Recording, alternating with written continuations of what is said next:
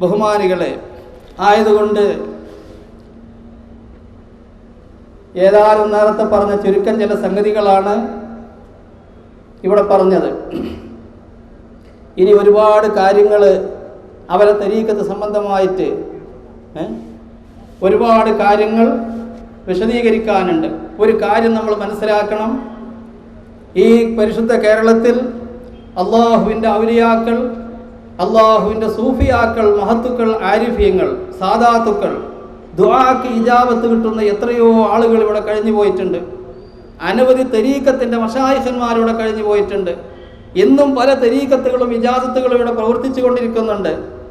ഇങ്ങനെയുള്ള മുഴുവൻ ആളുകളും അവരൊക്കെ മുഅ്മിനായിട്ടില്ല എന്ന് യാതൊരു മടിയും കൂടാതെ ഇവിടെ പ്രചരിപ്പിച്ചു കൊണ്ടിരിക്കുന്ന ഈ തരീഖത്തിനെ അഹ്ലുസുന്നത്ത് വൽ ജമാഅത്തിൻ്റെ പണ്ഡിതന്മാർക്കോ സമസ്ത കേരള ജമിയത്തുൽ ഉലമാക്കോ ഇവിടുത്തെ മുസ്ലിം സമുദായത്തിനോ ഒരിക്കലും അംഗീകരിക്കാൻ പറ്റുകയില്ല. ഇതിനെ പരാജയപ്പെടുത്തുകയും ഇതിൽ നിന്ന് ജനങ്ങൾ വിട്ടുനിൽക്കുകയും ചെയ്യൽ നിർബന്ധമാണ്. അല്ലാഹു സുബ്ഹാനഹു വ തആല ഈ തരീഖത്തിന് ഇതുപോലെയുള്ള എല്ലാ ശർഇനെതിരായ സുന്നത്ത് ജമാഅത്തിനെതിരായ ഏത് തരീഖത്തുകളാണെങ്കിലും ആ തരീഖത്തിൽ നിന്നെല്ലാം മുസ്ലിങ്ങൾ വിട്ടുനിൽക്കണം. അല്ലാഹു സുബ്ഹാനഹു വ തആല നമ്മൾക്ക് തൗഫീഖ് ചെയ്യുമാറാവട്ടെ. ഞാൻ ആ ഒരുപാട് സംഭവങ്ങൾ ഇവിടെ തെറ്റിദ്ധരിപ്പിച്ച് പുറത്ത് പല തെറ്റിദ്ധാരണകളും, നേരത്തെ ഒരു കാര്യം കൂടി വിട്ടുപോയി. നേരത്തെ ആ കത്ത് വായിച്ചപ്പോൾ നിങ്ങൾ ഒന്നും കൂടി സംഭാഷണത്തിന് തയ്യാറാണെന്ന് വായിച്ചപ്പോൾ കേട്ടപ്പോൾ ചിലർക്ക് തോന്നിയിട്ടുണ്ടാവും ഒന്നും കൂടി സംഭാഷണം നടത്തിക്കൂടായിരുന്നില്ലേ എന്ന്. അത് നടത്താതിരിക്കാനുള്ള കാരണം ഞാൻ പറഞ്ഞിട്ടില്ല. ഈ ഷെയ്ഖിനോട് ഞങ്ങൾ സംസാരിച്ച് വന്നതിൻ്റെ ശേഷം ഇവിടെ ഒരു ദുഷ്പ്രചരണം ഉണ്ടായി. സമസ്തൻ്റെ ആലിമീങ്ങൾ ഷെയ്ഖിനോട് ചോദിച്ച ചോദ്യത്തിനൊക്കെ മറുപടി പറഞ്ഞ് അവരെ മുട്ടിപ്പിച്ചു. ഷെയ്ഖ് അവരോട് കുറേ ചോദ്യങ്ങൾ ചോദിച്ചു, അതിനൊന്നും മറുപടി പറയാൻ സാധിച്ചില്ല. അപ്പം ഇങ്ങനെ ഒരു സമസ്തക്കാരെ ഉത്തരത്തിൽ മുട്ടിപ്പിച്ചു, സമസ്തക്കാർക്ക് മറുപടി പറയാൻ കഴിഞ്ഞില്ല. ഷെയ്ഖിനോട് ചോദിച്ചതിനൊക്കെ ഷെയ്ഖ് മറുപടി പറഞ്ഞു. അപ്പം ഈ ദുഷ്പ്രചരണം ഇങ്ങനെ നാട്ടിൽ കൂടി നടത്തിയപ്പോൾ ഇനി ഒരു സംഭാഷണത്തിന് പോവുകയാണെച്ചെങ്കിൽ ഇനി ഇതിനേക്കാൾ ദുഷ്പ്രചരണങ്ങളാണല്ലോ പിന്നെ നടത്തുക. ഇനി അതിൻ്റെ ആവശ്യമില്ല എന്ന് മനസ്സിലാക്കിയത് കൊണ്ടാണ് ബഹുമാനപ്പെട്ട സമസ്ത കേരള ജമിയത്തുൽ ഉലമ തീരുമാനമെടുത്തത്. പിന്നെ ഇത് സംബന്ധമായിട്ട് ഒരു അതുകൊണ്ടാണ് ഈ സംഭവം ഒന്ന് വിവരിച്ച് തെറ്റിദ്ധാരണ തിരുത്താൻ വേണ്ടി. പിന്നെ ഏതാനും കുറഞ്ഞ വിഷയങ്ങൾ മാത്രമാണ് ഇവിടെ പറഞ്ഞിട്ടുള്ളത്. ഇനി ഇത് സംബന്ധമായിട്ട് ഇവരുടെ ഈ 500 പേജുള്ള ഈ ഉറുദു പുസ്തകം, അതുപോലെ ഇവരെ സംബന്ധിച്ച് കിട്ടിയ ആരോപണങ്ങൾ, ഒരുപാട് കാര്യങ്ങൾ ഇനി പറയാണ്ട് ഇൻഷാ അല്ലാഹ് അതൊക്കെ പിന്നീട് പറയാൻ നമ്മൾക്ക് അവസരം ഉണ്ടാകുമ്പോൾ ബഹുമാനപ്പെട്ട നമ്മളുടെ നേതാക്കൾ പറയും. പിന്നെ നമ്മൾക്ക് ആ കാര്യങ്ങളൊക്കെ ഇൻഷാ അല്ലാഹ് കുറച്ച് ആളുകൾക്ക് ആ കാര്യങ്ങളൊക്കെ കൂടിയിരുന്ന് അതൊക്കെ കൂടുതൽ അതിനെ സംബന്ധിച്ച് അവർക്കൊക്കെ ആ വിഷയങ്ങൾ പറഞ്ഞ് മനസ്സിലാക്കി കൊടുത്ത് അവരൊക്കെ ഇതാ രംഗത്തിറങ്ങാൻ പോവാണ്. ഇന്ന് മുതൽക്ക് ബഹുമാനപ്പെട്ട സമസ്ത കേരള ജമിയത്തുൽ ഉലമയുടെ വിശദീകരണം എവിടെ വേണമെങ്കിലും എപ്പോൾ വേണമെങ്കിലും എഴുത്തിലാണെങ്കിലും സ്റ്റേജിലാണെങ്കിലും എവിടെ വേണമെങ്കിലും അതുണ്ടാവും. ഇവിടെ ഒരു കാരണവശാലും ബഹുമാനപ്പെട്ട സമസ്ത കേരള ജമിയത്തുൽ ഉലമയുടെ തീരുമാനത്തിന് യാതൊരു പോറലും ഏൽക്കുകയില്ല. അല്ലാഹു സുബ്ഹാനഹു വ തആല അതിന് തൗഫീഖ് ചെയ്യുമാറാവട്ടെ എന്ന് ദുആ ചെയ്തുകൊണ്ട് ഇവിടെ ബഹുമാനപ്പെട്ട എം മൊഹിദ്ദീൻ മുസ്ലിയാരെ പോലെയുള്ള അദ്ദേഹം ഈ തരീഖത്തുമായി ബന്ധപ്പെട്ടിരുന്നുവെങ്കിലും ബഹുമാനപ്പെട്ട സമസ്ത കേരള ജമിയത്തുൽ ഉലമ സമസ്ത മുഷാവറ എന്ത് തീരുമാനിക്കുന്നു ഞാൻ അതിൽ ഉറച്ചു നിൽക്കുമെന്ന് പണ്ടേ പറയുകയും സമസ്തയുടെ തീരുമാനത്തോടുകൂടെ പൂർണ്ണമായി ഇതിൽ നുഴഞ്ഞു നിൽക്കുകയും ചെയ്ത വ്യക്തിയാണ് അദ്ദേഹം. ഇവിടെ സംസാരിക്കും. അതേപ്രകാരം തന്നെ അതുപോലെ പല ഖലീഫമാരും എൻ്റെ അടുത്ത് ഞാനതൊന്നും പറഞ്ഞിട്ടില്ല. പല നമ്മളെ കാര്യം ഒരു ഖലീഫൻ്റെ അടുത്ത് വന്നിട്ട് ഞാൻ എന്താ വേണ്ടു ഉസ്താദ്, എന്താ വേണ്ടു, സമസ്ത എന്താ തീരുമാനിക്കണോ അതുപോലെ ചെയ്താൽ മതി. സമസ്ത തീരുമാനിക്കുന്നതിന് മുമ്പ് തന്നെ അയാൾ ഒഴിഞ്ഞു എന്ന് സമസ്തൻ്റെ ആളുകളോട് പറഞ്ഞു. ആ ചരിത്രമൊക്കെ പറയാനുണ്ട്, അതൊക്കെ പിന്നീട് പറയാം. അതുകൊണ്ട് ഈ മഹാന്മാരൊക്കെ ഇനി സംസാരിക്കാൻ പോവുകയാണ്. അല്ലാഹു സുബ്ഹാനഹു വ തആല ഹക്കായി മനസ്സിലാക്കുവാനും അതനുസരിച്ച് ജീവിക്കാനും നമ്മൾക്ക് തൗഫീഖ് ചെയ്യട്ടെ. ബാത്തിലിനെ ബാത്തിലായി മനസ്സിലാക്കാനും അതിൽ നിന്ന് വിട്ടുനിൽക്കാനും നമ്മൾക്ക് തൗഫീഖ് ചെയ്യുമാറാവട്ടെ. ഹക്കായ തരീഖത്തുകളെ നേരത്തെ ബഹുമാനപ്പെട്ട പ്രസിഡന്റ്, സെക്രട്ടറി അവരൊക്കെ പ്രസംഗത്തിൽ നമ്മൾ സൂചിപ്പിച്ചതുപോലെ ഹക്കായ തരീഖത്തുകളെ ഒരിക്കലും സമസ്ത എതിർത്തിട്ടില്ല. അതിനെ എതിർക്കുന്നവരെ എതിർക്കുകയാണ് സമസ്ത ചെയ്തിട്ടുള്ളത്.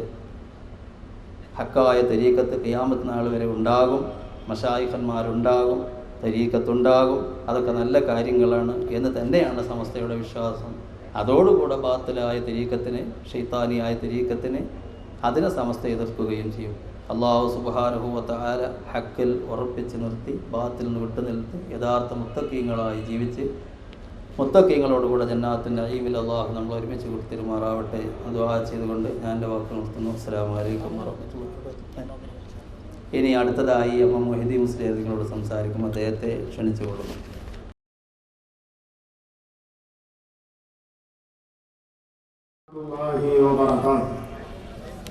അൽഹംദുലില്ലാഹി വകഫാ വസലാമുൻ അലാ മൻ ഇസ്തഫ. അമ്മാ ബഅദ്.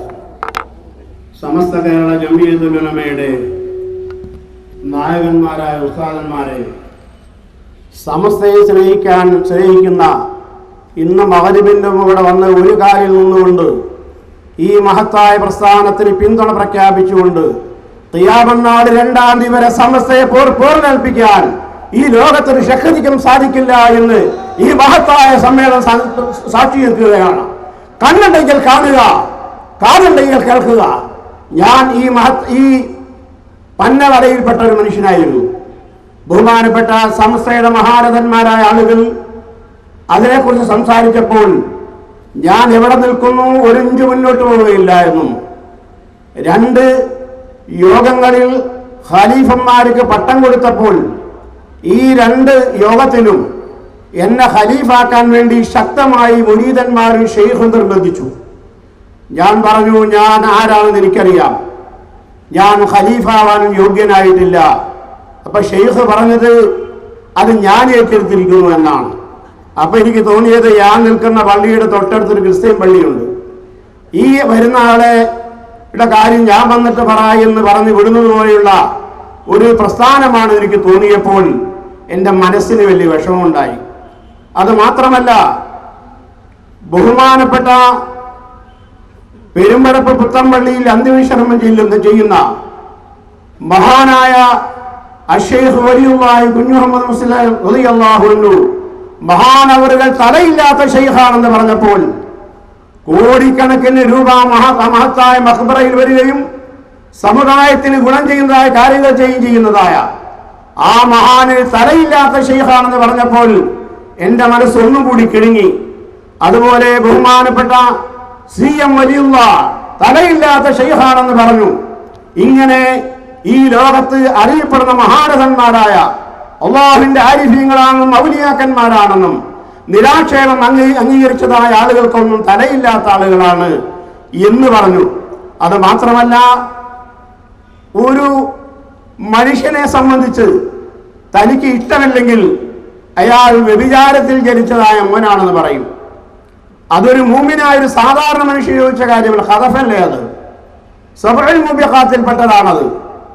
ഒരു മനുഷ്യൻ ചെയ്തതായ പൂർവ്വകാല പ്രാബല്യത്തോടുകൂടി തന്റെ മുഴുവനും സൽക്കർമ്മങ്ങൾ നശിച്ചു പോകുന്ന അമലാണത്.